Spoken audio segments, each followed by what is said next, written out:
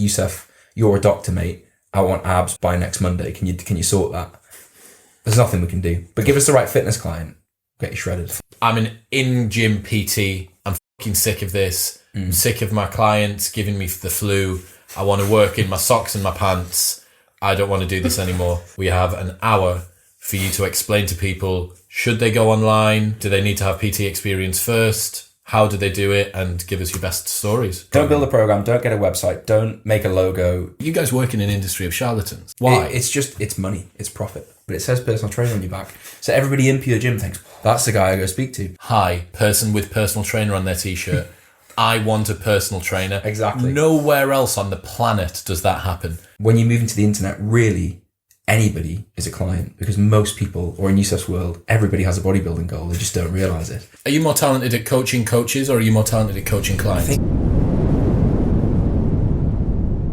Ladies and gentlemen, welcome back. I'm joined by Dr. Ned Flanders. Highly holy. And Johnny from Youssef.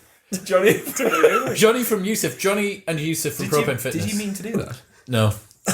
That's incredible. Johnny from Youssef and Youssef who looks like Ned Flanders. To the people that are listening, Youssef has grown a moustache for Movember and he looks... I've been likened to every famous figure with a moustache over the month. Apart from Tom Selleck. Have you had Captain Hook? Captain Hook. You are very Captain Hook at the moment, actually. Did he have he had a twirler. Yeah. If we get you a hat, a red coat. Right. Crash Bandicoot. You know, the character. Hoobadiga. Okay. Without Googling it, did he have a chain on his jeans? Yes. Yes. He had blue denim shorts, red shoes, and a silver So chain. Mike did this to me the other day, and he doesn't have a chain, but it just shows the power of suggestibility. I was like, well, yeah. And then we looked at him up, and he never has a chain. You're like, ah. Oh. So that's why I'm thinking Captain Hook maybe didn't have a moustache.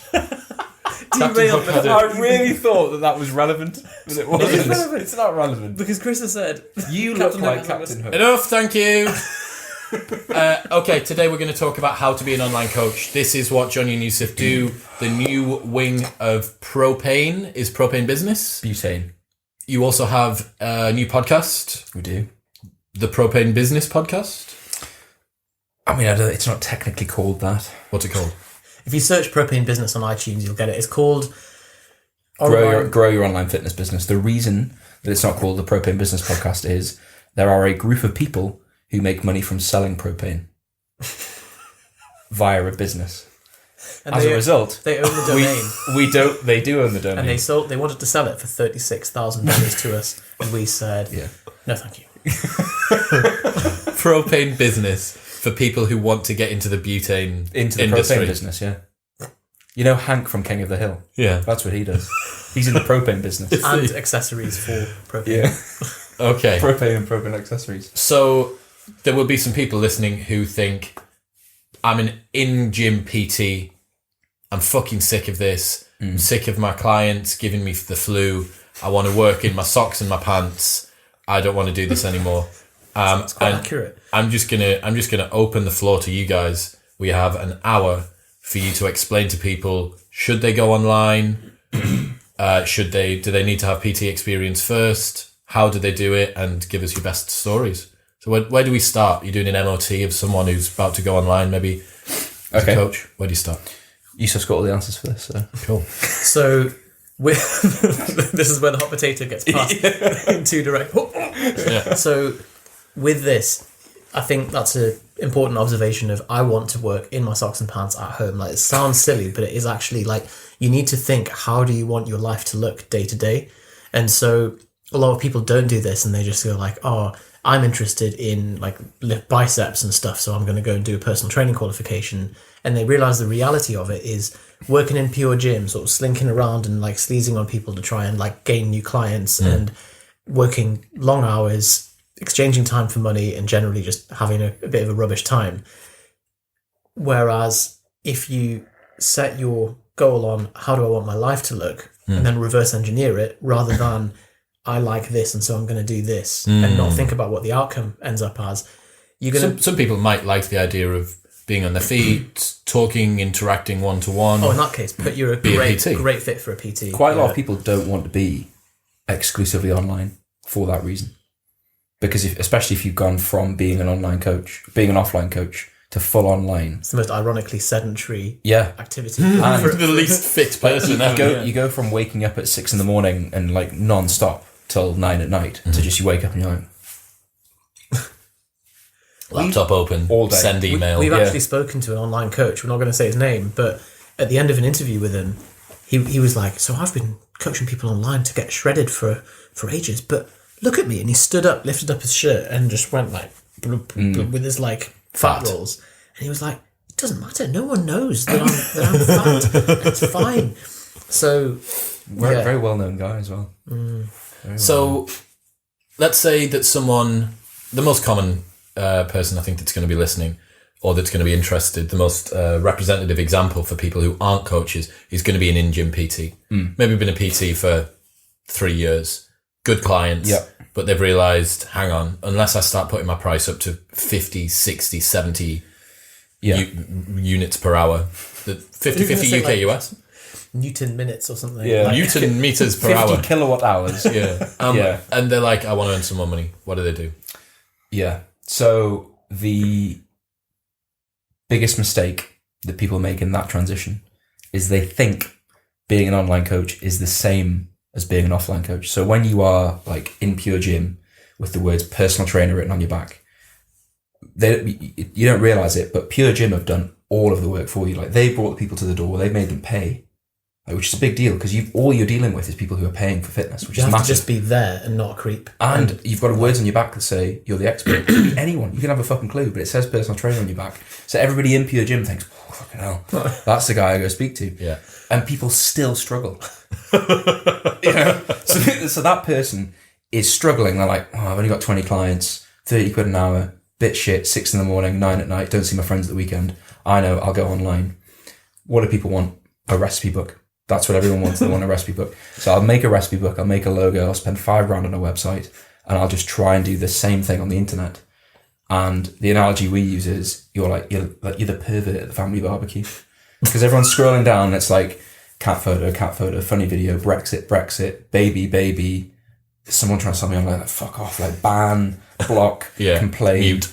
And like, they're like, oh, but I've only got 10 spaces. So, comment below, tag. It's just not, it doesn't work.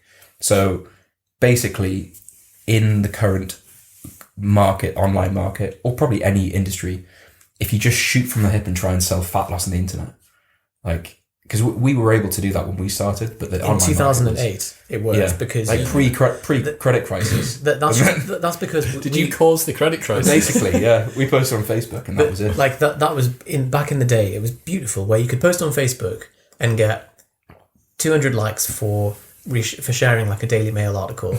You could rank on the first page of Google for writing an article about DOMs or Ramadan or like, well, actually no, even about like much more basic stuff than that, like hypertrophy, how to hypertrophy. Yeah. Top page of Google. I want a hypertrophy. Google preferred. Yeah. First page Google. Whereas now, you just won't. Much more sophisticated. Well, or just there's a wider market. So the market's massive, and there are easily enough clients to go around. But unlock your iPhone first.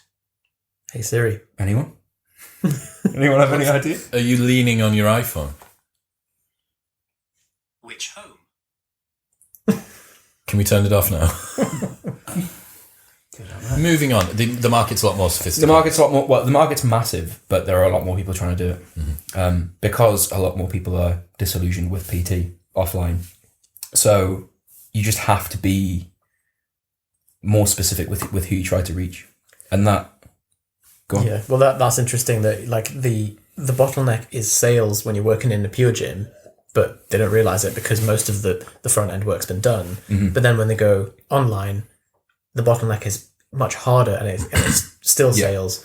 But yeah, people think it's the recipe book or whatever. And I think part of the problem is identifying the wrong bottleneck with your whole process, and then trying to fix it. And the most common one is like, I'm a PT and I've done me level 4 active IQ certification. Then I've got me NASM level 1, and I'm going to do me advanced nutritional counselling for women aged between 60 and 65 to help with food intolerances. And I've done me celiac certification and me pregnancy. And you're like, kettlebell level 10.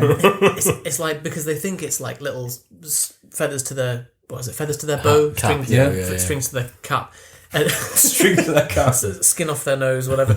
And whereas, like, I would say any of that education that should be off your own back for your own sense of internal pride, and really get that from a textbook. Don't pay like $2,000 for a kettlebell. That's the same person who says, like, Joe Wicks is a tosser and he doesn't know anything. So no one cares if Joe Wicks has a kettlebell. Well, level 3. Look at the numbers. Yeah, Look at A lot more people care about Joe but Wicks he has than got a you. recipe book. He does have a recipe book. He's got a number of recipe So books. he does. So back to why that's important, and I'll get onto the recipe book in a second. What Pure Gym have done is brought a certain person in. They trust the environment they're in. They don't approach a PT and think, well, I might get scammed here. Yep. There's an environment. You have to create all of that yourself online. Because you've got the institutional. Yeah, you're in a gym. Legit. You're in a gym. It's a brand. Everyone knows who you are. Like, you trust the Tesco guy. You go into Tesco and you don't think, oh, he might. That's a good- Which I need to find out where the cereal is, and he says aisle like Batman symbol Q, and you're like, hang on a second, I'm not sure if you know what you're talking about. And there's like a green button that says add to cart. Exactly. Are you sure? Exactly. And then, so like your website, your persona online, everything has to create that. So you have to somehow be seen as trusted, as an expert, as having the answers by someone. And the easiest way to do that is to pick a specific person who would naturally see you as that. Now, I realize I'm going around the houses here, but the point is, like, it was a weird noise. We started working with students because we just finished being students and because we intimately understood students. So to a student, us versus a coach who's 10 years older or whatever, we're much more likely to be seen as an expert because we know exactly what they're going through. We've had results in that environment, and our market's changed as we've grown up. And we now mainly work with people who are where we were before we moved into Propane, which is finance and corporate busy. So it's far easier to create that Pure Gym feeling when you're seen as someone who's just, oh well, they get me, they understand me, so they're saying things that are relevant. You need to be seen with some authority. You need to be trusted. And what was the third one? Well, know, like, and trust is like the thing that's know, so like, they know and you, trust. they know who you are, they trust you, and they like you. So if they make you laugh, if it's engaging, they relate to what you're saying. It's super interesting that you talk about how the offline normal in-gym PT environment has pre-selected for that. So Lewis, housemate who's upstairs at the moment, he was at the gym, and I don't know whether you know the way that their PT structure is set up, but they have no rental costs for being in the gym. They just need to do, I think it's 6 hours of reception per week. Yeah. And I thought, wow, that's an amazing deal. When you actually scale up 6 hours by 4 over a month at £40 per hour or whatever you're going to charge, you're actually like, hang on a second. Like, I could maybe be working more, but then you think, well, hang on, I can slot things around it. But the main thing, and this is what I was saying to him, he was like talking, do I go into a private studio? Should I go away? And I was like, bro, like, if you've got slots left in your calendar or slots left in your weekly schedule, I was like, I would just stand on reception. These people are the hottest leads in the world. They're coming to you and saying, hi, person with personal trainer on their t-shirt. I want a personal trainer. Exactly. Nowhere else on the planet does that happen. Like, apart from like the Yellow Pages back in 1992. Do you know, when you'd look down, it would be like Arthur Anderson, painter. Oh, well, he's for top of the page. Oh, he's paid for a frame as well. It's double A. Aronson. Yeah, Aaron Aronson. Yeah, exactly. It's even better than that because the people in the gym are like, they're by definition, they're serious because they've paid to be there. I know Pure it's an Gym upsell. It's an upsell, not yeah, even yeah. So like being a PT in like a David Lloyd, like, one thing for sure about everybody in there, and that is that they're paying a decent monthly rate. That is a good point. Like, the lead quality is great because they're in the gym. Like, they're not just paid to offset their guilt and haven't gone in. They've actually turned up at the gym too. So. Yeah, massive. Okay. And yet they still have a sales problem. We're talking to people who are probably offline PTs or people who are just interested in this industry overall. But are there any analogous situations for this? I guess someone potentially who's like a counsellor who works one-to-one with people, perhaps doing therapy, or anyone else who's like that, who's thinking about going online. Do you think that these are universal rules, or at least like applicable to some other, or have you considered any other? I think any freelance job. So counsellor, painter, therapist, beautician. An online painter? Well, so like anything where It's the worst example. I'll explain. So anything where there is a potential to be working with an institution or working on your own basis. Understood. Got it. So either with a PT, if you're choosing to be purely offline, then you're either working with the institution of Pure Gym, or you have your own personal brand that you've built, and then you can bring people into that, and then you offer whatever you want with that. If you're a painter, you can't do a lot online unless you go into like information products, but we don't know what the market is like for information products for painters. How to be a painter. Feel like a handyman or something. But what you can do is leverage your time and use that expertise to say, right, I'm going to build a team around me and teach them how to be painters. Like focus on BDM. Yeah, but is that where you put a ball in your mouth and you have to whip each other? So if you're a handyman, the biggest market I see, and I'm sure you'll have experienced this pain. Well, actually, we will experience this pain horribly. Is there's a huge gap for PAs for handymen or for builders, where they would just tell them, right, you're here on Tuesday, you're there on Thursday. That's where you go. So effortful, the discussion backwards and forwards with anyone who's in that handyman, plumber, painter, carpenter, fucking electrician thing. Like, trades. Ring the person. Hi, mate. Can you do this job? Are you available at this time? Here's the address. Here's the phone number of the person who you need to speak to, or it's me. Oh, hang on, I need to rearrange. Like, none of that has got anything to do with your expertise as a fucking handyman. The thing is, though, is that will exist through bigger companies, but it'll be a lot more expensive. And like, would you pay double? Because you've got to pay for the PA and the plumber. That's it. So if you can charge like a 10-20% premium or whatever it is to cover your costs, and then just operate that at scale. And if what are we talking about coaches for? Electricians. Where the gap is, DM us. Where the gap you. really is creating a piece of software. Make a SaaS product that is for trade, software as a service. So create a platform that organises tradesmen. Yeah. Uber for tradesmen. We better delete that because someone will steal that. Well, it's like my Trusted Trader and My Trader and stuff like that do the sourcing of it. Checkatrade.com. But not the actual organising of it. You watch a lot of TV, don't you? It's actually more of a radio thing, that. And you get loads and of I listen to so much radio. Remember when we told an entire room of radio presenters that the only time we ever listen to radio is before our Bluetooth connects? I think it was the bosses of a big radio company conglomerate. Yeah, it was technically a group. Think of a big radio station. The owners of them, we told them that radio was shit. Immediately after, someone told them that 93% of people in the UK listen to radio at least once a week, and we looked at each other and went, "No, they don't. You fucking lie." Okay, so I'm thinking about how a sales page works here. Where's your authority? Why should the people that we're speaking to listen to you? That's like what license have you got to talk to anyone about how to be an online really coach? Good question. And it's also what you should ask yourself whenever you're offering a service is like, have I achieved the thing which I'm professing? Have I achieved the result that I'm professing that I'm going to get for other people? And so the same way that you wouldn't trust a fat personal trainer, you wouldn't trust a car driving instructor that hasn't got a license. You have to, and the great thing is you don't need to be the world record holding authority on that thing. You just need to be a chapter ahead of whatever you're offering to someone. So how many chapters ahead do you think you guys are? Because I know the answer to this. So we probably the entire book. Yeah. Probably the encyclopedia. No, I'm joking. We market to people who are like us 5 years ago. I think us 10 years ago. But you've done a lot in 5 years. You've done a lot more than most people would. Take us through. So you've been online coaches for 10 years. So Propane started about a decade ago as a blog, gained traction, got a few clients, slowly trickled along. We figured out, right, we need to figure out how to market this. bought like our first course to learn like the basics, and then since then, I don't know how much money you've invested. It would probably make 60, me 70 argue grand, it's way more than that. Oh, actually, if you include all the like software and stuff as Yeah, well. so lots of money in learning how to market it. We've been doing If it. you can't ad spend as tuition fee as well, then it's It's nauseating.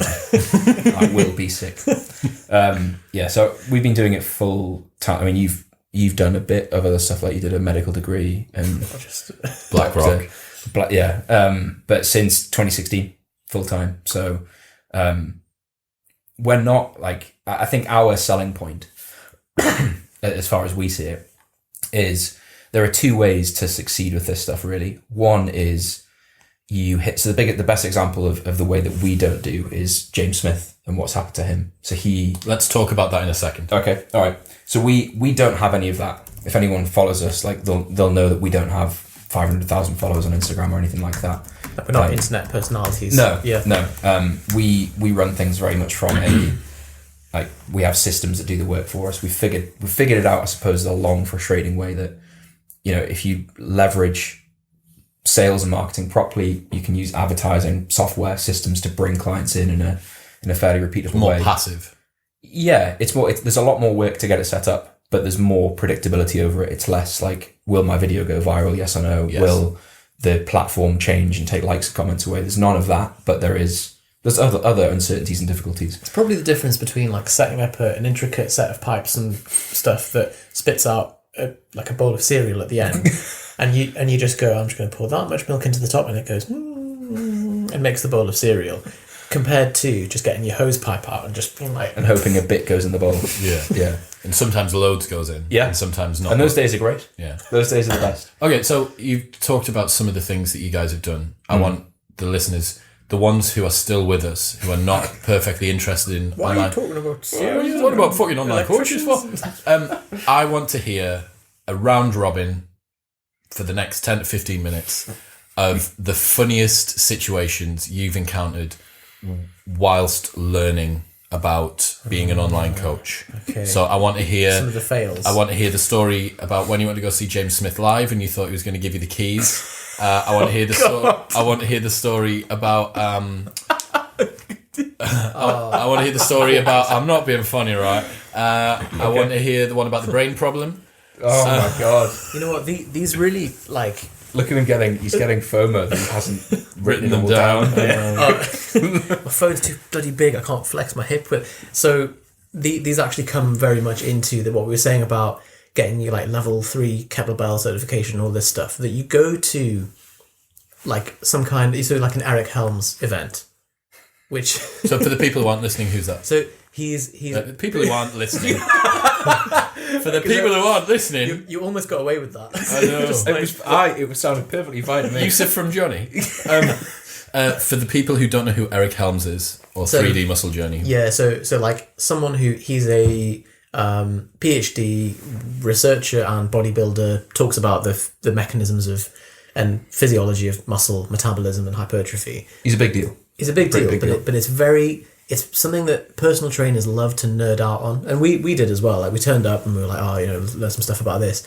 But the kind of questions that you have people asking. So why were you there? Why would people? So there's an online coach. Yeah, there's an online coach who's listening to this and thinking, I might go to James Smith's new training seminar. I might go to Eric Helms's new this. I might go to Paul Mort's new whatever. Why do people go? What do they want?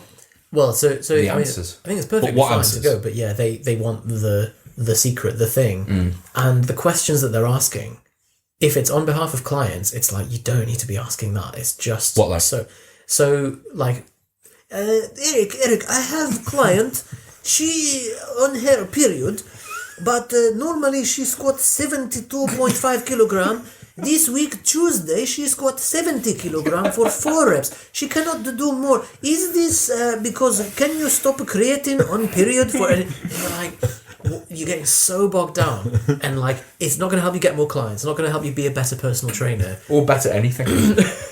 And you can see, because these people have been asked these questions a lot. And you watch, like, someone asks a question. The period question. Well, But there's an archetype of someone goes, Eric, yes, I do have a question pertaining. And as soon as someone says pertaining or like implementate, or anything like that, red flag warning. The klaxon goes off. Do you remember? What about if someone opens up with a title that they have? So, like, as a personal trainer of 15 years, I absolutely love that. Yeah. Do you remember the one? There was a bit where Eric was talking about, and I'm getting somewhere with this point, but it's just so. I don't care. I just rich. want to hear funny stories. Is it the patrol? Oh, so he was talking about. He was like, okay, so when you're setting up someone's diet and periodizing, you want to have, let's say, for example, 5 low-calorie days where you have moderate protein, moderate carbohydrate, low fat, and then 2 days of refeed where you have higher carbohydrate, and you cycle that through. And Eric, I'm sorry to interrupt, but I've just got a question pertaining to the aforementioned status of diet periodizing that you just mentioned there. How would one implementate that along with a carb cycling protocol? And he was like, well, I mean, this kind of is carb cycling. So you need to be aware that when you go to these things that people might ask questions that are either too nuanced or ones that where they're trying to sound too clever. It's because of the lack of, like, they don't. They're coming at it from like you need to have some kind of goal of what am I going to this for? Like, am I going for my own education? In which case, just sit and listen. If not, if it's for like... And ask a question that interests you, perhaps. Exactly. And whereas if it's something to make you a better personal trainer, that is not... It's never going to be the bottleneck unless you're like terrible at what you do. Because most of the time, the limiting factor with your client's result is not protein synthesis or like how... Their period. Their period, or like how many grams of creatine they have post-workout, or is it It's their compliance, it's their total weekly volume. It's your rapport with them. It's being a human. Like, treating someone like a human and being a human is like one of the biggest things. But why do you think this is veering off? I want to get back to funny stories in a second. Us three here know that the secret to getting in good shape isn't really a secret, and it's really quite basic. It's move more than you eat, control the processed foods that you have, try and do progressive overload, try and lift heavy 3 times a week, try and get some sort of fresh air, try and get some daylight, sleep well. That's it. Why is the fitness industry so abound with different approaches to achieving that? Is it because, this is my theory, I'll see what you think, the route from input to output, the process that people go through to get there is so opaque and so difficult to see that it allows everyone to be like, what's in the magic box? My magic box is the faster, quicker, superior magic box. It's the only way to get to this, like... Why is it allowing... Because it's a fucking industry. You guys work in an industry of charlatans. Yeah. Why? It's money. It's profit. Like, whenever and you can see this in anything where the process is the true answer is like a few things done every day for 2 years. Like saving money, for example, like becoming wealthy. The answer is never like this forex in a trade. book, on a course, in a forex masterclass. It's not this technical analysis system of triggers and entry points. And it's the fundamentals done for a very long time, and people don't want to hear that, and that creates a gap for people who are really good at marketing to make a lot of money. Cool. And what else we got? I want to hear what happened when you went to go see James Smith, because you've identified the fact that you guys aren't. There's two categories, I think, of online coach. Yeah. There's the James Smith and there's the Propanefitness. Propanefitness would be more analytical with regards to the way that they've got sales funnels set up. They're using ads cleverly. They're using spend online. I think we see it as where the everyman option. Like, not everyone can be James Smith by definition. I think that's like everybody trying to be on Coronation Street or Hollyoaks, or like you need to be a certain type of person for that to work. If you make it, great. Yeah, you sort it, and it's easy to look back and go, oh yeah, just you want to go to acting school, and you can map out the path that you took to get there. But actually, the reason is your charisma, the way you look.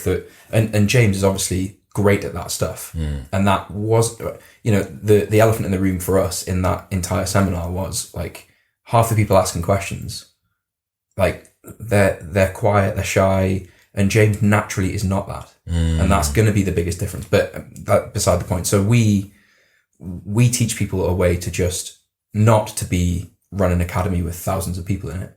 Just how might you go about replacing what you earn as an offline coach as an online coach? Like if you could just do the same income in a way that was a bit allowed you a lot more flexibility, that's attainable for everyone. It's not going to make you a millionaire, but it's achievable. And we do that with like marketing and sales, the basics of marketing. And there's nothing sales. that stops you from doing what, again, my housemate Lewis is looking at doing, which is augmenting his existing offline income. I mean, we've had many people that we've worked with that have, doubled or tripled or like in one case, a couple of cases, like 6-7 times their income to like sort of 10-15 grand a month.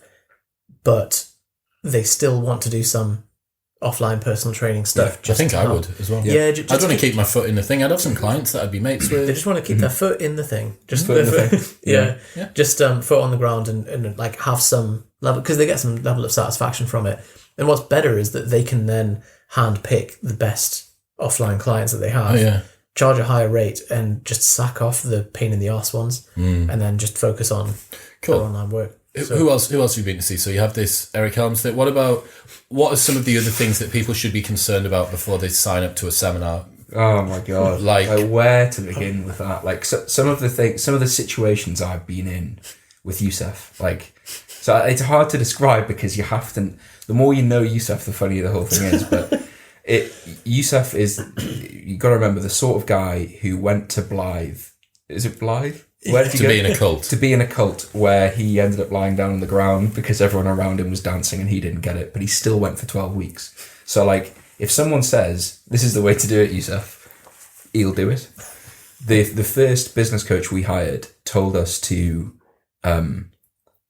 basically, we did like a boosted post Facebook ad, which is never. do not. If you mention boosted post in front of Johnny, he's allergic. He actually has an anaphylactic reaction. It's a great way. You get a lot of exposure, but it literally just anybody can come into your world. There's no targeting or measurability to anything you do, and that's what happened. Loads of people booked one of these free coaching calls with us, which is what we were told to do, and we're good students, so that's what we did. And we spent probably 100 hours on the phone. So just to give you some context for this as well, this is a man who was bragging about the fact that he brings people to tears during the sales calls all the time, bragging that he got a single mum to remortgage a house so that she could sign up for his it really is for his extreme fitness product. And the sales script they give you is really manipulative and really just pain point, pokey, aggressive. You're encouraged to make people cry. NLP. And so we've been doing this for a while. We'd had mixed success with it. Youssef lost a friend I remember feeling nauseous while doing these calls because it was this is just so not in line with who we are as people. But we were well, we've got to follow the process because we've paid $5,000 for it. So Youssef did a live on a call with this guy, a live role play where Youssef was the client and this guy was trying to close Youssef, and Youssef just kept. So the guy was like, "It's $5,995 for my program." And Youssef was like, "Okay." The guy's like, "What do you think?" He's like, "I think it's too expensive." The guy's like, "Well, what do you mean by that?" He's like, "Well, it's beyond what I feel comfortable paying." He's like, "Well, what do you mean by that?" "Well, I'm unable to pay that today, so I won't be proceeding." And the guy just continued. And we've been in so many, on the other end of sales calls, the guy trying to sell us this program where he just kept saying, "So what's next?" So he would say something. I sat next to you, so the guy was like, "So, this is the program, and so what's next?" And Youssef just kept saying something. And it got to the end, and the guy went, so what, guys, what's next? And Youssef turned to me and just went, "Fuck." Because I suppose it's just weird. Being on a sales call, both people have to be playing the game, don't they? You can't. If one person just isn't bought into the game, Can't be adversarial. Yeah. So I suppose the lesson is the world of people selling marketing advice to personal trainers is a really there be dragons for sure. There are people who have zero experience in what they're teaching, have legitimately never run a fitness business, but see an opportunity. And it's the same way in the fitness world. Grant Cardone. People who... I've never bought anything from Grant Cardone. So, But it is Grant Cardone. Have you seen the Entrepreneur? I have, yeah. Yes. Yeah. Not the interview, the actual documentary. Yeah. Oh, good. Is it supposed to be Grant Cardone? It is Grant Cardone. Right. Okay. I mean, the accent sort It's of... quite blatantly. Gives it- It's amazing. He's got a mug that says 11X on it. Right. Oh, right. Yeah. Right. Okay.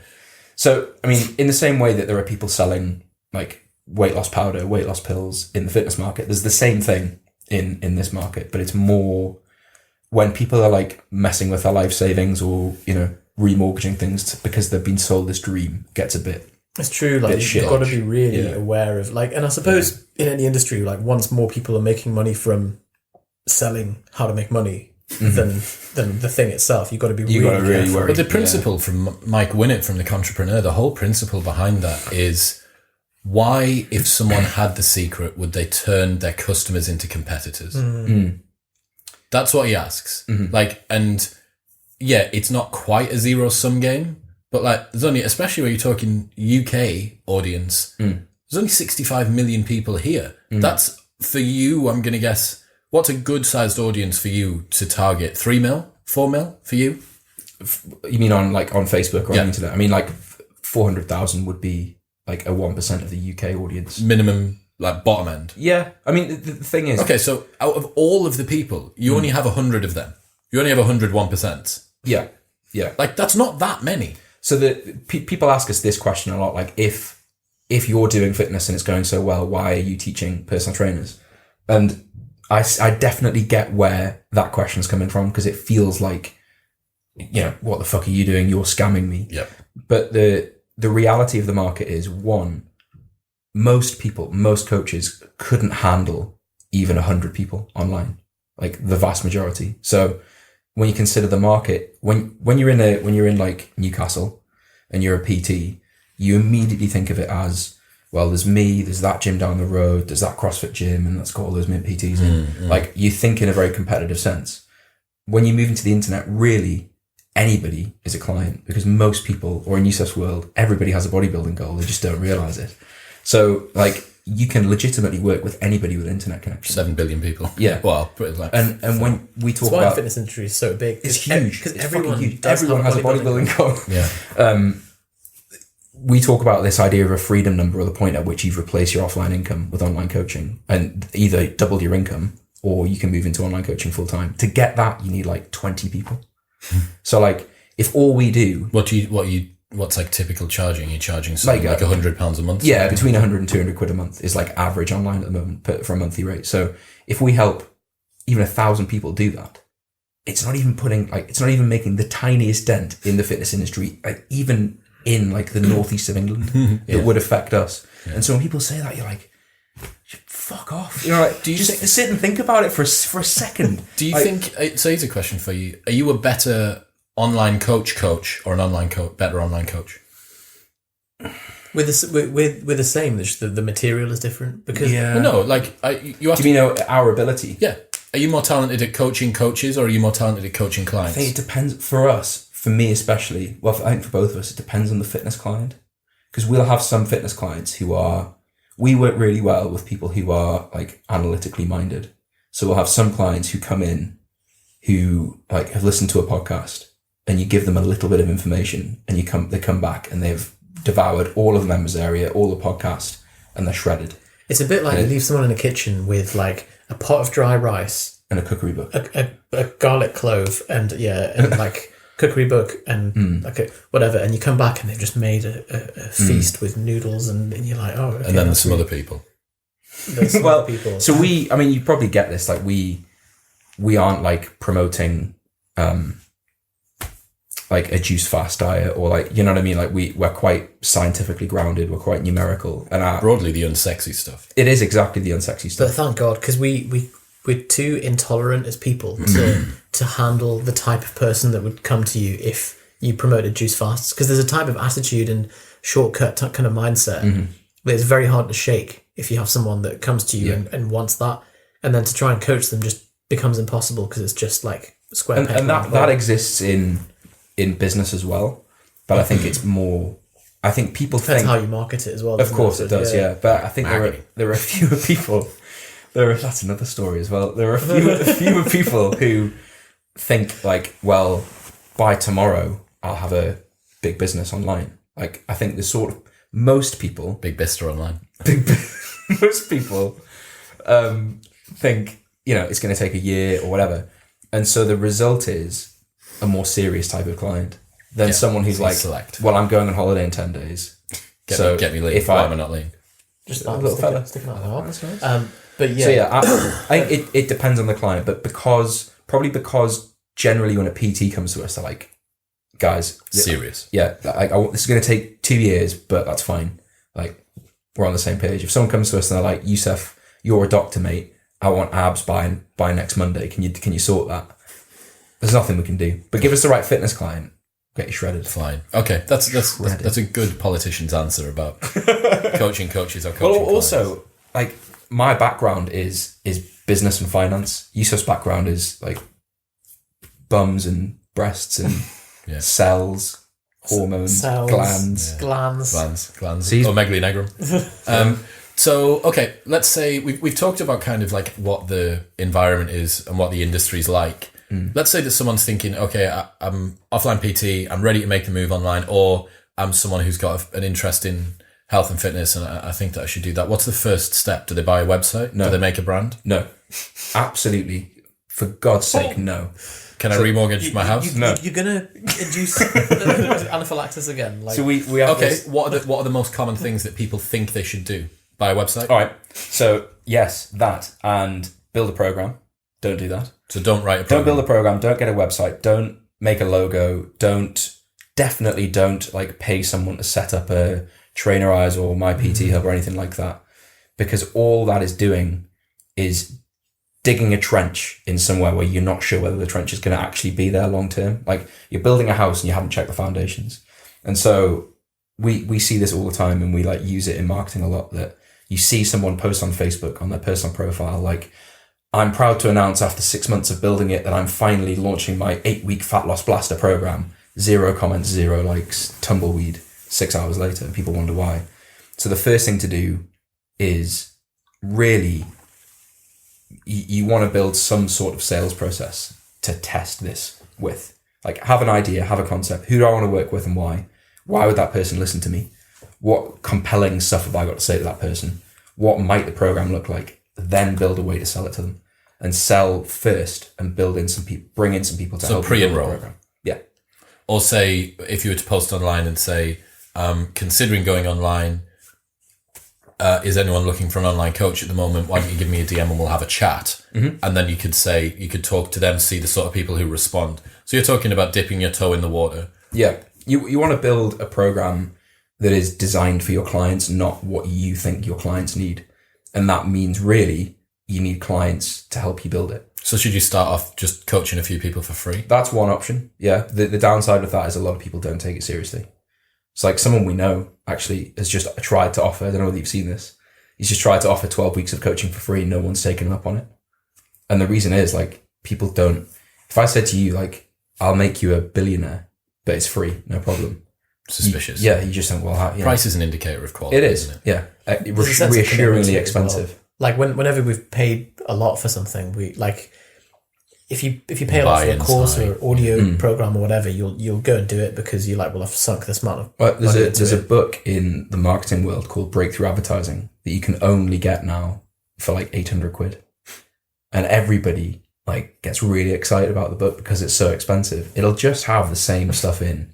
So it's the basics of marketing, but like when things are expensive, people value them more. So if something's free, people tend Okay, to so sit down. how do I find out who my audience is? So that I would serve you a year ago, or you at the beginning of your journey. So I would have that as your client, because you are like you are that person post transformation, right? Broadly, should men coach men and women coach women for effectiveness?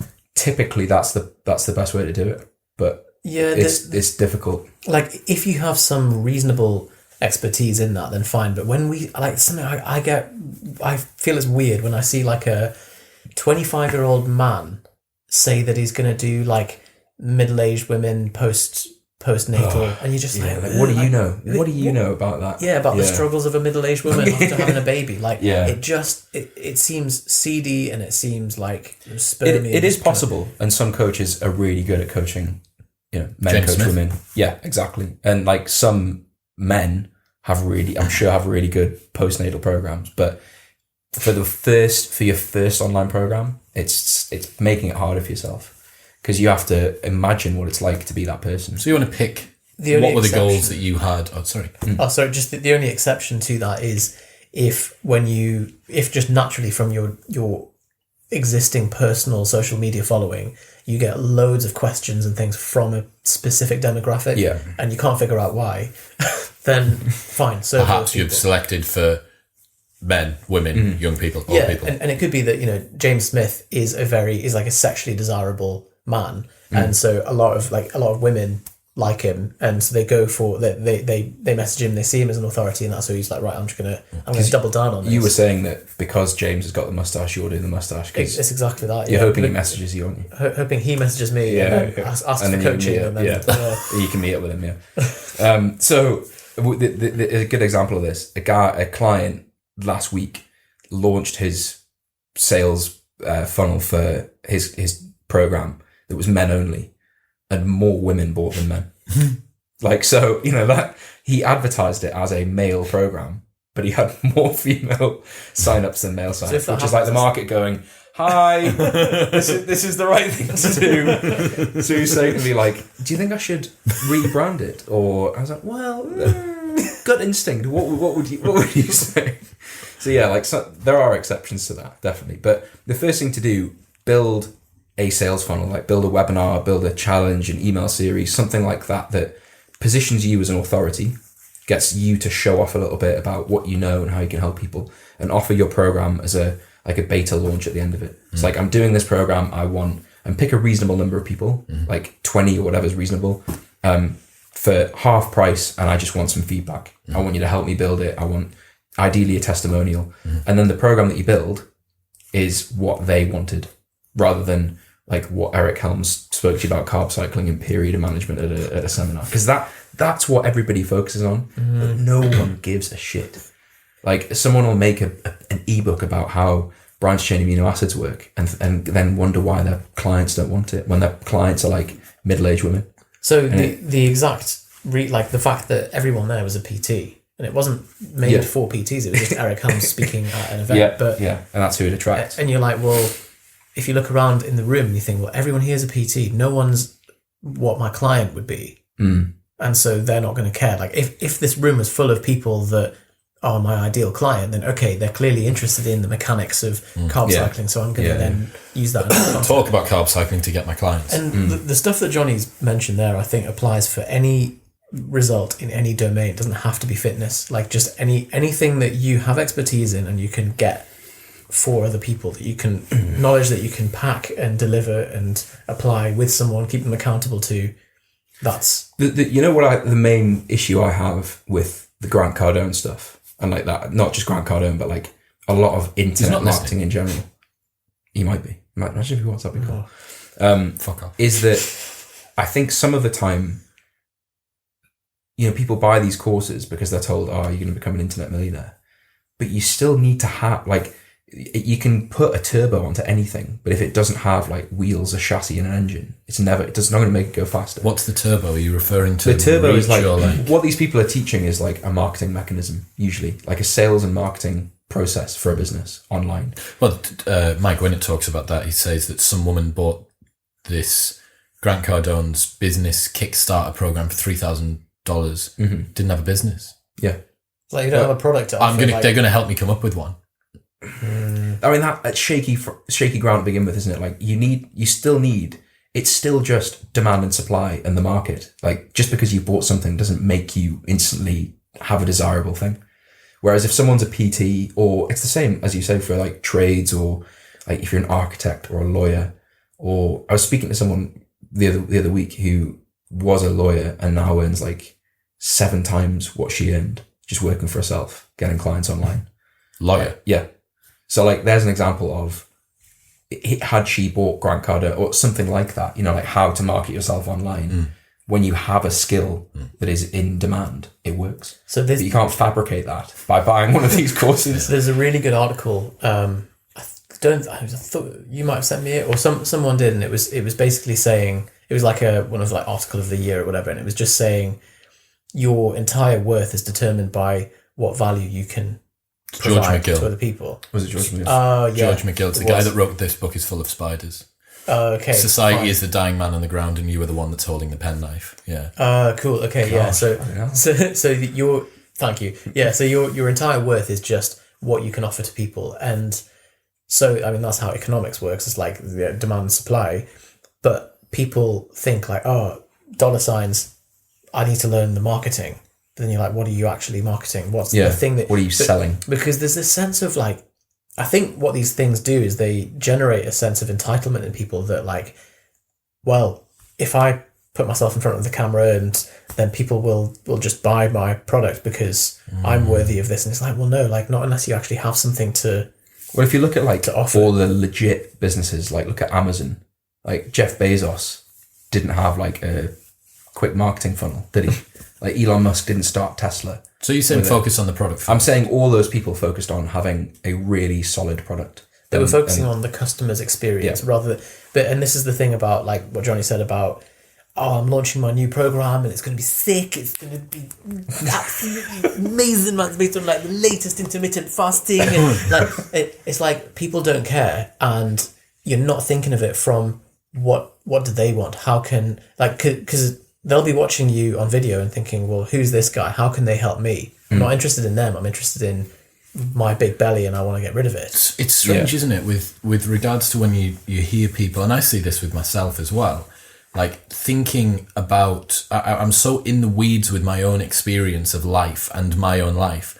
My ability to have perspective on anything that I do is almost zero. Yeah. Like you will talk to someone about a project once that you've thought about 1,000 times. Literally had 1,000 versions of this thought. And then when it comes to talking to them about it, you garble your words. You're like, Because there's so much to say. hang on a fucking second. Yeah. And you're like, no. So how do people ensure that they're kind of still focusing on that? Is it focus customer first? So that's what, so people mistake great product and focus customer first with like, right, I need to go into the, like a cave and make the best thing I can. Like that might be the best thing for you, but it might not be the best thing for the person buying. And that's why we're so big on, like, there needs to be both. There needs to be a way to get these people to take you seriously and actually pay you money. Because if they don't pay you money, it's not a business anyway. But after that, build what they need.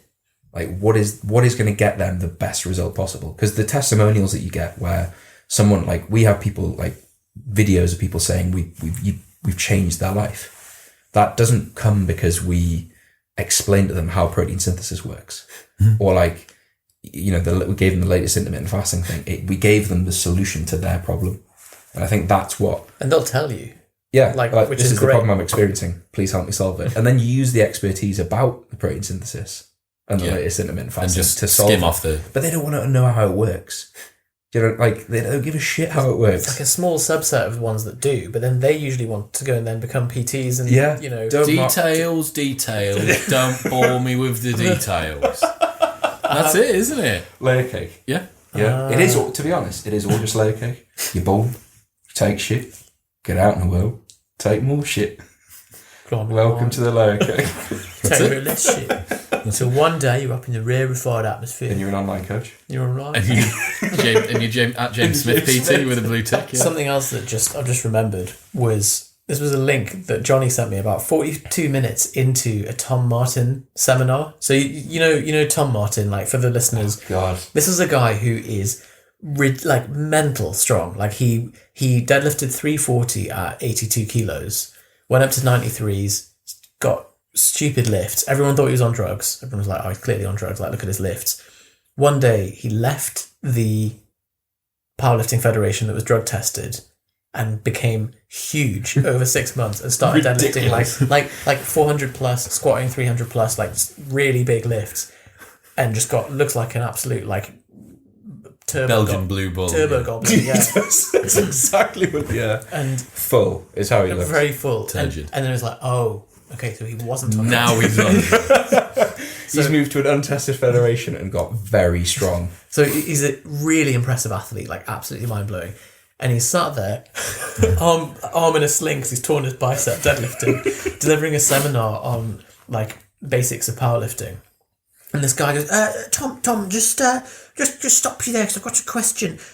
As a intermediate powerlifter who's recovering from an ACL reconstruction, this was back on my left knee in 2014. My question really relates to the specifics and the mechanics of doing reverse band partial squats as part of my volume building block. And so what's the efficacy in implementing that within my program for improving my squat? He's like, have you thought of just doing full range squats with a barbell? Oh, okay, right, okay. Like, it's the basics is what, and that's what people don't want to hear. What's the one about the guy who turned up to the internet marketing explanation seminar and didn't have an internet business? Mate, I'm not being funny, right? So we were at a thing I'll not say where. We were at an event somewhere in the UK, undisclosed location, and someone came up to Youssef, and Youssef is not the person to ask this question of, because he doesn't like it. It was like, mate, like, can I ask you a couple of questions? It was asking us like loads of advanced questions. I'm not being funny. Can I ask you a couple of questions about that? You don't have to answer this, but how much do you charge for your online? And like loads of like really cloak and dagger, and Youssef got down to like the brass tacks. Look, man, I don't mean to be funny yet, but and the guy, how much do you charge for your program? Was it during Cartel? Very similar. But he didn't have a website or anything, and that's like that at the time. And wasn't this a really advanced? Yeah. Like it was like proper high end. We're talking about like packaging intellectual rights, and like it was the assumption was you had a website. Well, it was military precision Facebook spend stuff, wasn't it? Yeah, super advanced targeting, all this sort of stuff. When you've been doing it like 7 years and you sit in a thing like frantically taking notes, like really edge of your seat, that's it, holding on for dear life. And there's a bloke in the back who doesn't have a website. He hires out like a community hall somewhere in like to do West London to like glutes and hams or something twice a week for. It'd be like a school sports hall on a Saturday. But he's there because he wants the answers, and that my favourite thing about the James Smith event was. So the two things about that were weird. One was like, it's very similar to the Tom Martin thing. There's a guy on stage who's done very well and is doing very well in the internet fitness world. And the questions were like, James, mate, I've got this woman who I charge £30 an hour for. I think I might charge him £35 an hour. Like, what do you think? And you want to stand up and go like, right, everybody sit the fuck down. All right. This guy, thousands of clients online, and that is the best question that you can come up with. That's how he got to where he is, by charging an extra £5 per hour. It's when people just start with a sprawling story as part of a question, and sometimes there's not even a question at the end of it. You're like, you just put your hand up there to just like have your turn. Yeah. Mate, this isn't a fucking meet and greet. It's a Q&A. Speaking of having your turn, so I'd asked a couple of questions. And you could see it was getting towards the end of the day, and Youssef always feels like I need to participate and say something. So James is talking about, there's a guy, he's called the Fitness Chef. Does like you'll have probably seen some of his stuff, comparison infographics of like avocado on toast and Snickers bar. And James went, this guy's got like 150,000 followers, and Youssef went made the 250,000, and James went, really? You're like, yeah. He's like, fucking hell, I only checked this morning. That is a classic example of the Crash Bandicoot chain, where you just invent something in your head and you're like, I think this is true. James was like, I checked this morning, he must have had a really good day. And that was the one thing that you had to contribute. Afterwards, it was like, Well, I then checked while we sat there. 150. Like, what the fuck am I doing? So then I put my hand up and I was like, James, I charge £30. And everyone's like, Great question. I was just thinking that. I was going to ask that as well. So it's the same at... I went to go and see recently Alain de Botton in London and Douglas Murray. Is there a Q&A for them as well? Yes, at the end, yeah. So imagine Alain de Botton. This man's YouTube channel has had 500 million plays. 500 million. One of the most insightful channels on the internet. And like, Alain is like the most compassionate, gentle, he's like the ultimate uncle. Do you know what I mean? And But not the one at the barbecue that... not the touchy not one. the weird one. Even he caveated the beginning of his Q&A section by saying, please keep questions to no more than 3 sentences and please ensure that they are a question.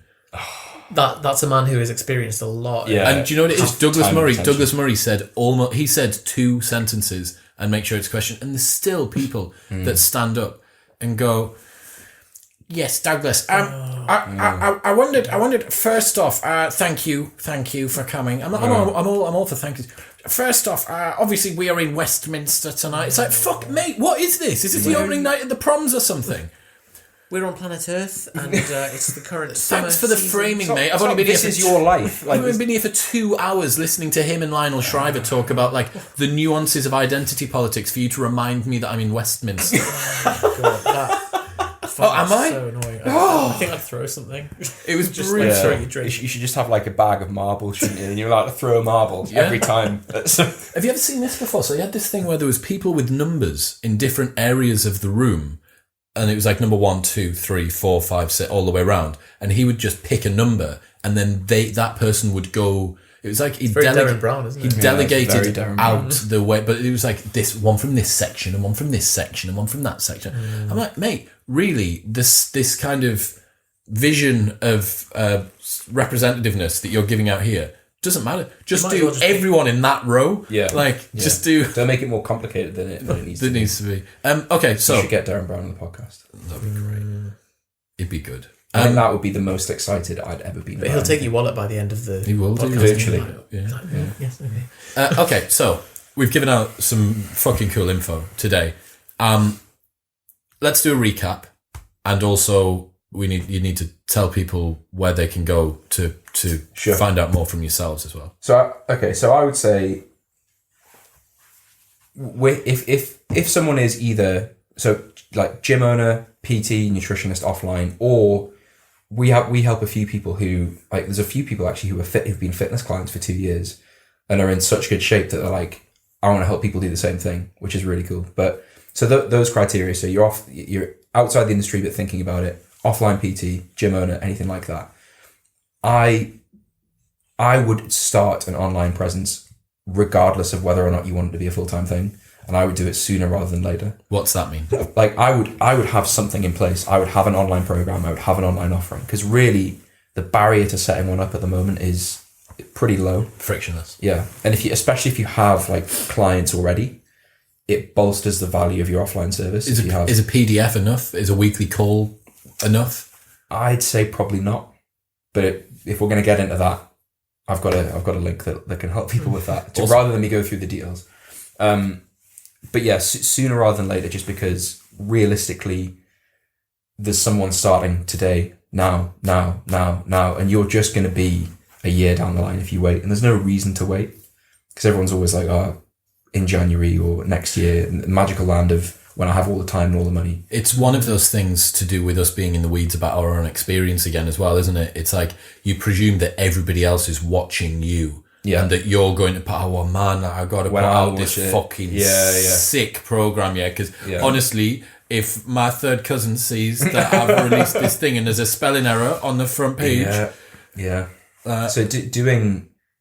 getting started today might mean in a year it's doing all right, rather than, this time next year just beginning. So start sooner rather than later, and don't get caught in the weeds with websites and stuff you don't need. Focus on what I said earlier, and just, if you are getting help, be very careful. So the question we encourage people to ask is like, can I see your version of this business, please? Like, can I see, if you're teaching me to build a fitness business, I want to see this type of thing that I'm building, because it might be like you might see their business and think, that's weird. That's shit. Yeah. And probably the most common reason people give for like, I don't run my fitness business anymore is like, it didn't suit my lifestyle.